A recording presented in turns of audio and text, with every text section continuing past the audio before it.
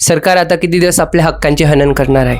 तर मुद्दा आहे सबरीमाला केसचा, ज्यामध्ये सेंट्रल गव्हर्नमेंटने सुप्रीम कोर्टाला सांगण्यात आले की PIL मध्ये सुधारणा करण्याऐवजी आता त्याला काढून टाकण्याची वेळ आली आहे, असे सरकारचे म्हणणे आहे. PIL म्हणजे पब्लिक इंटरेस्ट लिटिगेशन. तर PILचा सर्वात महत्त्वाचा वापर म्हणजे right to education, right to fair and speedy trial, right to health, right to good environment. हे सर्व आपल्याला PILच्या माध्यमातूनच मिळाले. आणि त्याचबरोबर 2G scam, Colgate scam, Jain हवाला स्कॅम, कॉमनवेल्थ स्कॅम, हे सगळे स्कॅम फक्त आणि फक्त PILने बाहेर आले.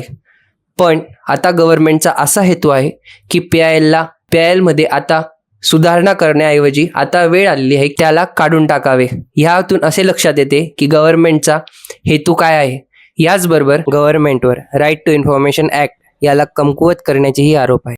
परंतु सुप्रीम कोर्टाने पुन्हा एकदा दर्शवले आहे की त्यांना संविधानाचे संरक्षक का म्हणतात, आणि सुप्रीम कोर्टाने सरकारचे म्हणणे हे नाकारलेले आहेत.